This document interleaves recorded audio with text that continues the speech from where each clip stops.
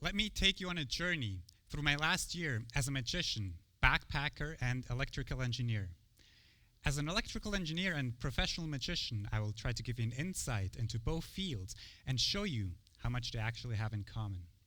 I personally started out with magic over 10 years ago at the Magic Castle in Hollywood, California. Ever since, I've been trying to share my fascination of magic with people like you. Whoa, hold on a second. Seem to have a little technical difficulty here. Whoa! Something seems to be burning a hole in my wallet. I found it. You might have encountered this before. You're at the register trying to pay, and all you've got left are a few receipts. You've run out of money. Well, this is actually where being a magician comes in handy. With a little tap and a twist, they turn into fresh new bills, which you can spend.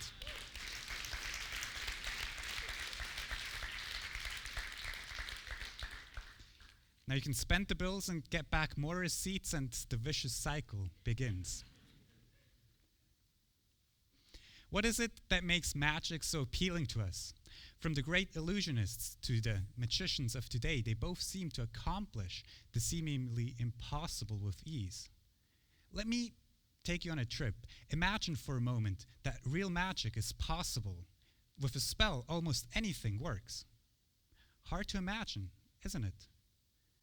You've all just seen before me turning receipts into bills, and you know it's impossible. It never happened. Still, I want you to imagine that. Why are you watching magicians? Why do people go to watch magicians at all? To be fooled and ridiculed as a brain teaser or as a challenge? I hope not. I believe there's more in the art of magic than a simple puzzle. Deep inside, we want to believe in real magic, dream for a moment.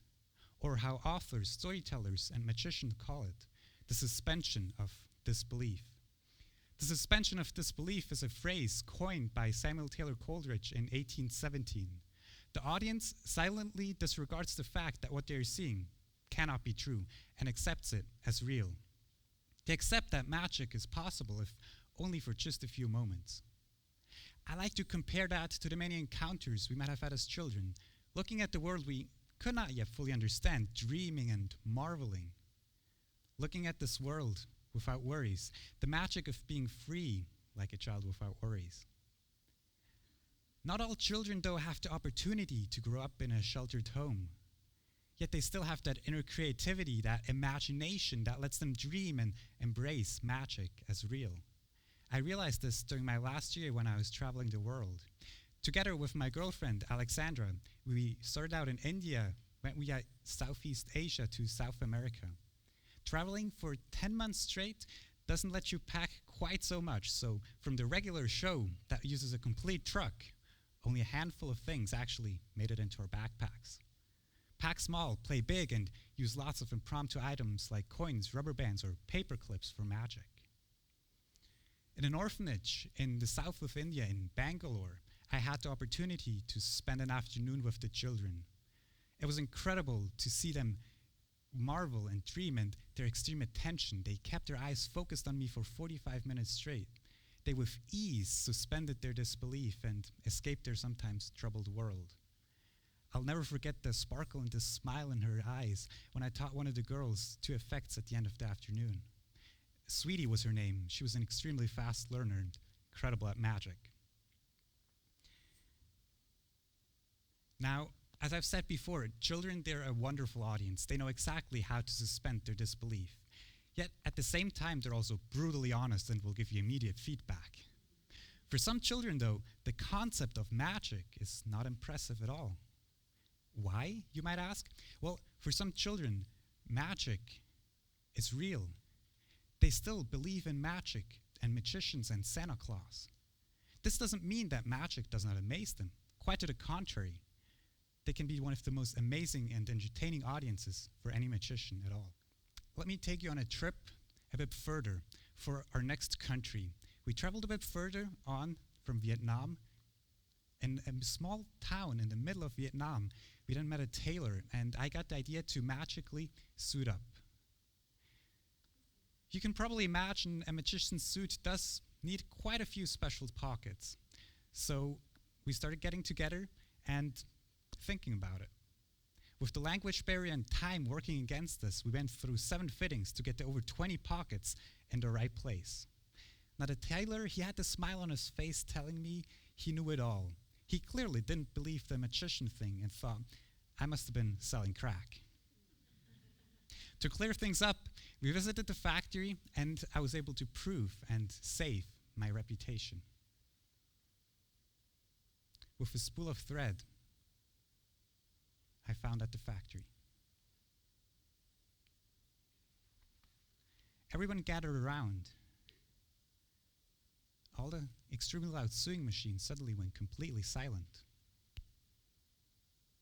All the workers stopped and came closer. It got really quiet. So quiet, you could hear a needle drop.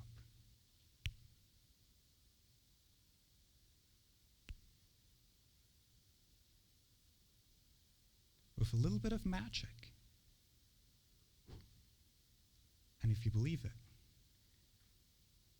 everything you just saw, everything you just heard was nothing more than an illusion.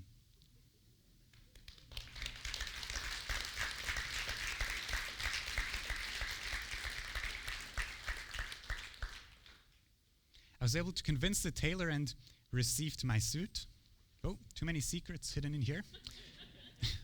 We continued our travels, went through South America, and came home back here to be on the stage with you today. When asked how a magic effect is accomplished, most people answered that there must have been a mirror, trap door, or a thread involved. It's actually true for the last effect. I used a complete spool. But a lot of effects are much more complicated than that. Magicians have always been at the forefront of technology. For example, before electricity was common, a French magician, Robert Houdin, used a large electromagnet hidden underneath his stage for his heavy and light chest. He would ask a small girl from the audience to come up on stage and lift up the chest, which she effortlessly would do. Then he would ask the strongest man from the audience to come up and take his powers, asking him to lift the chest. The man would fail, and for the audience it was pure magic. He had effectively taken the man's strength and made it disappear. Now that alone will not impress us anymore today. It takes a tad bit more technology. How about levitation? Let's give it a try.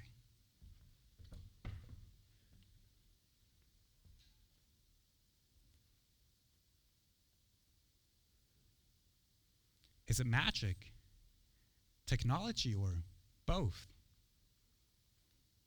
Looking at the first row, I can already see some of you screaming in your head, it's a magnet. Well, actually, you're right. What you can see right here is a magnet or 2 magnets floating in midair. They're held in place by 2 forces. The first one of which is gravity, which you all know would let the magnet fall down if, just like that, there were not a second force. The second force comes from a coil at the top. Now there's a sensor at the bottom which measures the distance of where the magnet is located and puts that into a complex electronic circuit, which then calculates exactly how much energy is needed to put into the coil to keep the magnet floating in midair. We all want to know how a magic effect works, but once we figure out the inner workings, once we know it's just a magnet, our amazement and wonder crumbles. Now that I've effectively destroyed the illusion for you, let me show you how to actually calculate the levitation.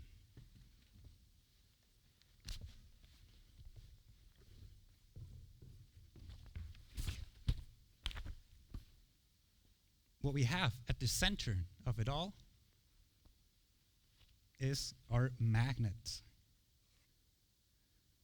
floating right here.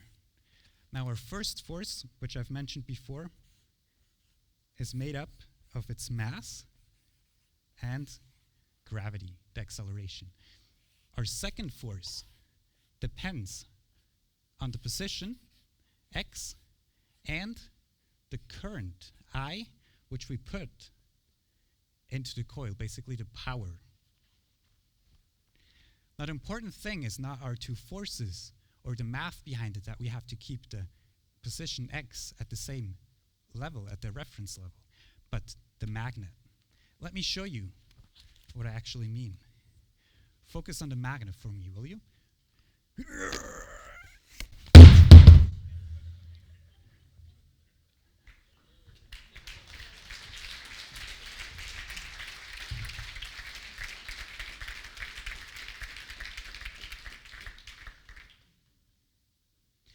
Now the whole system is not extremely stable, so you can see sometimes if I move the stage a bit too much, it tends to fall. As an engineer, we always try to look at things, analyze them, and approximate everything by mathematical equations. Magic is not really that different. As a magician, I have to pay extreme care to details. Let's add some magic to this and break the laws of physics, shall we?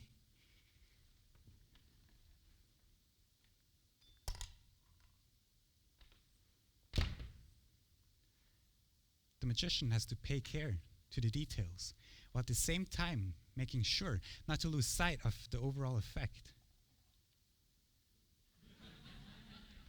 In order for the audience to enjoy those rare moments of wonder.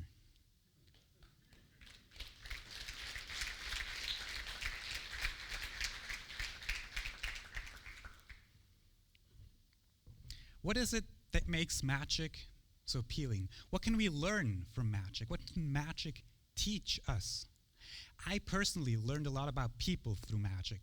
For me, it's a tool to get into the lives of people and open up their hearts to new wonders. To take them on a journey, much like my trip around the world, and let them discover new mysteries, forgetting their worries and diving into this world where almost anything is possible. What does it mean for you? I don't know. But for my grandparents, magic is when technology works by itself. For them, it's incredibly complicated to use a cell phone. If they could just talk to the phone and it would do as told, that would be magic for them. Voice recognition does exist and it's becoming better every year. Eventually, one day it will work as if by magic, 100% accurate and able to understand every sentence and command. Looking at it from an engineer's point of view, magic is the ideal way a technology or a product should work. You wave your hand, you snap your fingers, and voila. Blending this with technology will make for the user interaction we need for our future. Magic is not just entertainment, but a concept for our future. It's the way our future should be designed. Thank you.